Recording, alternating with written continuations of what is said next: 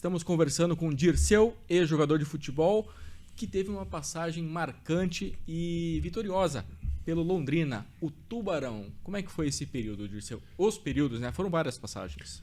Acho que dentre idas e vindas, se não me engano, foram 4 vezes. 4 apresentações e... É isso mesmo, 4 despedidas, 4 apresentações.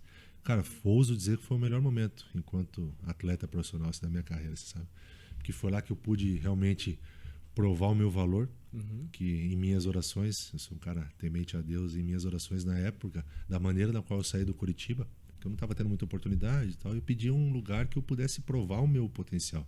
Porque tudo aquilo, aquela ansiedade de me tornar, de corresponder àquela expectativa criada a respeito do Dirceu da base ali, porque era uma promessa, né? Não deixava de ser uma promessa. E as coisas não aconteceram como nós imaginávamos.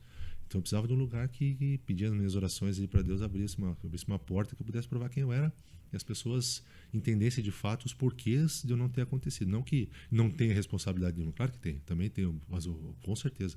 Mas não da maneira na qual era dito naquela altura.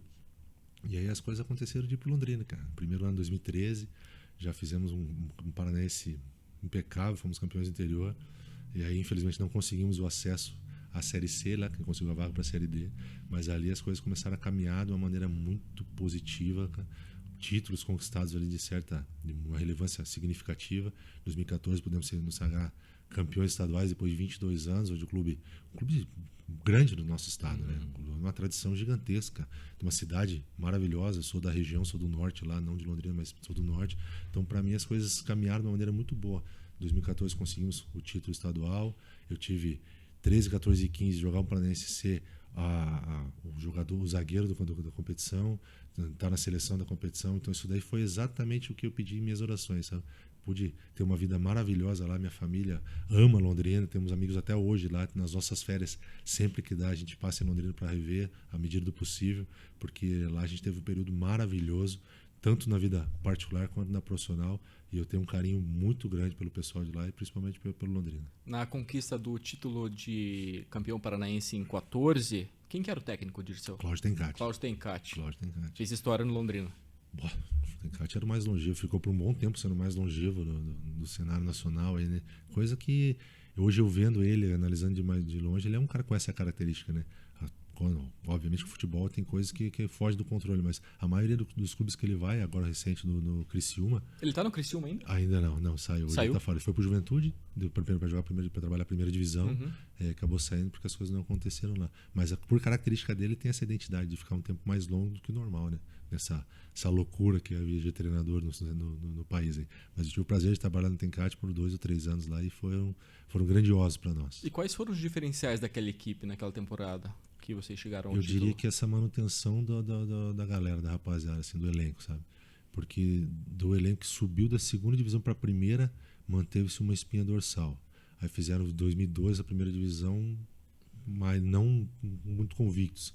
Aí mesmo assim o Sérgio manteve, Tencati, manteve a maioria dos jogadores, aí trouxeram os jogadores mais oxigenaram, né, vamos dizer assim, o grupo, o vestiário lá, aí chegou a minha chegada, a do Celcinho, a do Germano, e as coisas começaram a trilhar de uma maneira diferente e os frutos foram colhidos em relação a isso, né? Mas nós fomos ali, vamos colocar, de 2013, 14, 15 até 16, mais ou menos com a maioria. Os que saíram foram por conta de propostas melhores. No meu caso, 2015 mesmo, no meio da Série C, eu acabei saindo para Portugal. Eles me liberaram numa boa, não houve recompensa financeira. Liberaram pelo tratamento de homens, que é de ambiente, de relacionamento. Então, isso daí foi um ponto diferencial que eu credenciaria assim, a todo esse sucesso naquele período.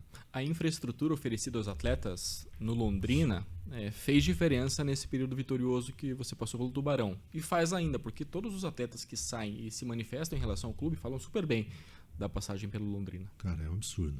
Aquela estrutura que o Sérgio tinha conosco lá era uma coisa assim muito, muito acima da média. A ponto de, em 2014, quando a minha esposa ia ter a minha filha, a gente optou que ela estivesse aqui em Curitiba por conta de todo o aparato, né? Aqui tinha minha mãe e meus pais, a minha sogra que se fazia presente ainda naquele momento. Então aí eu acabei lá entregando meu apartamento e indo morar no CT. Tamanha a estrutura que ele tinha lá é absurdo, cara, muito boa. Hoje lá são para quase 100 atletas mais ou menos. Então eu abdiquei de um luxo, vamos dizer assim. Estrutura de Série A. Estrutura de Série A, sem dúvida. Seis campos e cada ano que passava ele investia. Ele investia mais. Aí quando profissionalmente ele ficou até uma igreja lá para aqueles que assim como eu colocam Deus no dia a dia, né? Então ele tinha tudo, cara, tinha toda a condição, alimentação sensacional, cama, limpeza, as tias trabalhavam para eles lá conosco.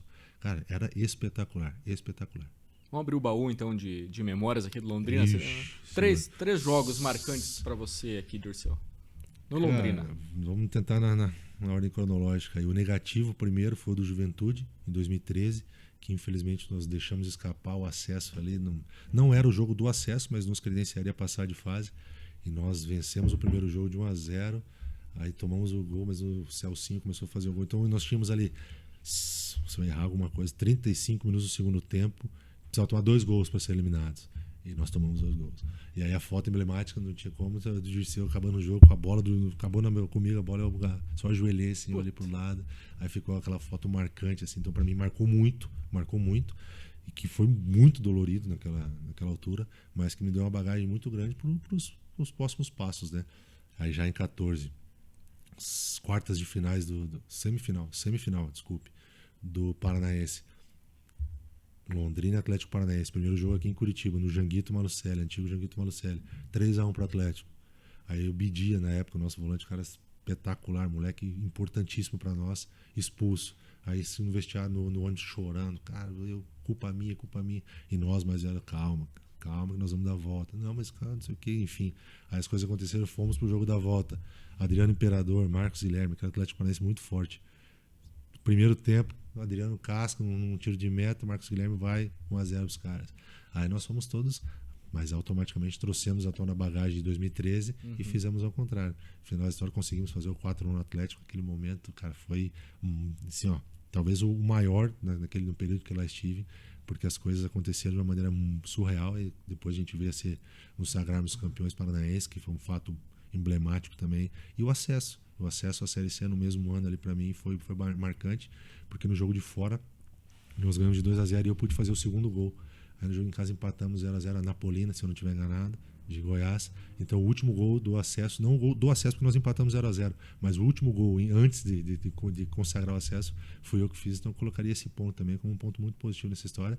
Além de, poderia citar outros vários, né, cara? 2017, final da Primeira Liga, poder cobrar o pênalti contra o Cruzeiro, o último pênalti que definiu, depois bateu o pênalti na final também, nós sagramos campeões em cima, nas quartas de final em cima do Fluminense, 2-0, nos dominamos. 2-2 com o Cruzeiro, passando nos pênaltis na semi, e Atlético Mineiro na final. Então, para um clube como o Londrina passar por esses 3 ali, que era, querendo ou não, da Série B, é um fato marcante. Como é que foi essa cobrança? Cara, é o momento que eu mais gosto. Sempre gostei, sempre falava. Minha esposa, minha mãe falou: você é maluco? Minha mãe falou: não assisto. Eu dou as costas, vou fazer minha oração no quarto lá, mas eu não consigo assistir enquanto não ouço teu pai gritando. Mas é o momento que eu mais gosto, cara. Eu mais gosto. Porque, na minha opinião, e aí eu não sei se eu vou me fazer entender, mas espero que sim, é muito mental. Muito mental. Fisicamente, mas, cara, eu entendi e tentava falar para os mais novos assim. Eu jogo bola desde os 7 anos de idade, em brincadeira e tudo mais. Pô, trabalhei a minha vida inteira, me preparei para isso. O erro e o acerto, ele faz parte, acontece. Porém, preparado eu estou. Não é possível que eu não esteja preparado para chegar ali com aquela distância a dar um chute. Isso aí, mas é muito superficial esse pensamento. Mas me alivia. Me aliviava. Então eu ia naquele momento do meio campo até ali, entendendo que todas as energias estavam apontadas para mim. Todas, sejam as boas, as positivas ou as negativas. Todo mundo parado vendo única e exclusivamente a minha ação. Que eu fiz isso a vida inteira. Então o medo de fazer, eu não tinha. Podia errar. Graças a Deus aconteceu de eu não ter errado. É do jogo. É do jogo. Mas o erro faz parte. Afinal, também tem um goleiro ali que também se preparou a vida inteira para fazer uma defesa. Ele pode errar, mas está ali. Então é um embate. 1 contra 1 ali no momento maravilhoso. Então eu sempre fui muito tranquilo.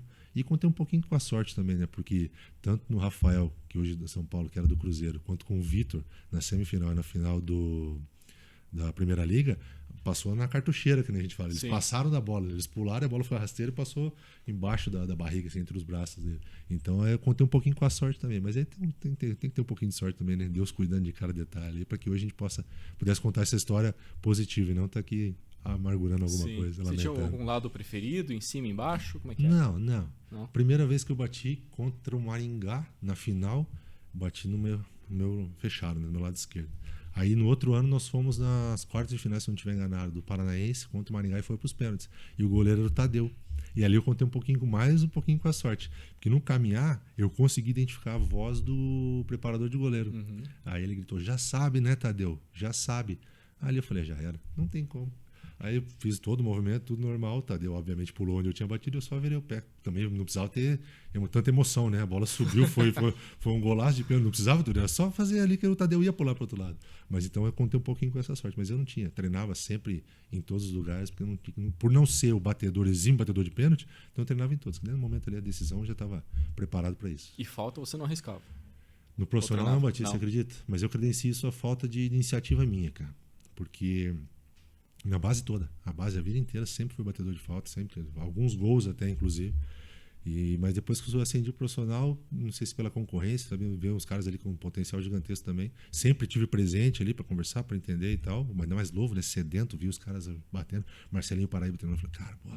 Só que eu não tive a iniciativa de bater, e acabei perdendo e nunca mais bati. Mas na época de base, sim, mas profissional. Não lembro se tem uma falta cobrada no profissional, acho que não. E como que era o relacionamento com a torcida do Londrina? Falange Azul, né? Falange é isso aí, Azul. né? Falange Azul, né? Cara, maravilhoso até hoje.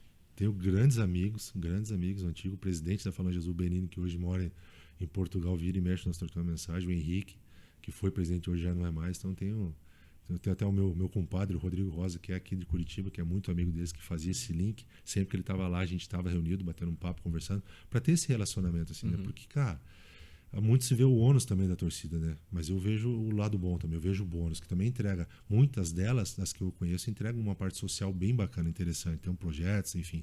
E aí eu valorizava isso, eu tentava ajudar de alguma forma, enquanto atleta, enquanto pessoa, porque tem esse lado positivo também das torcidas organizadas, mas muito se vê só o lado pejorativo, e eu concordo também, mas aí esse lado eu sempre fui grandes amigos, e fora os torcedores que não são da organizada, né?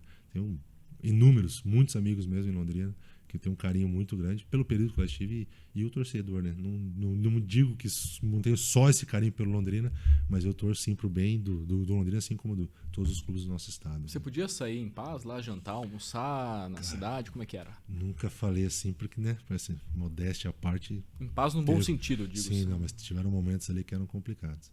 Que não era tão simples assim. Meu cunhado, às vezes, que ia pra lá, ele pegava o meu carro, às vezes, para comprar, fazer um churrasquinho no final de semana, quando eu tava junto, ele pegava meu carro para ir ao mercado.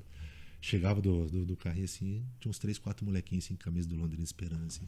Aí a minha esposa falou várias vezes: Ih, se vão se frustrar. Não é ele que tá aqui hoje sou eu. Mas talvez, não sei o quê. Aí minha esposa sempre proativa, arranjava um jeito que esses meninos arrancassem, nem que seja um papel, conseguisse lá para eu mandar um recadinho para eles. A gente sempre fez isso.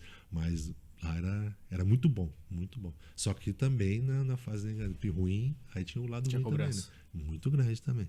Aonde quer que fosse, era sempre cobrado e é assim que funciona. A gente sabe disso. Quando a gente aceita, paga esse preço para se tornar, a gente sabe que é assim que funciona. Mas o bônus também realmente tiveram momentos ali, principalmente depois de 2014, que era sensacional. Acho que vi alguns dias sem pagar almoço nos restaurantes que ia assim, porque era bem bacana.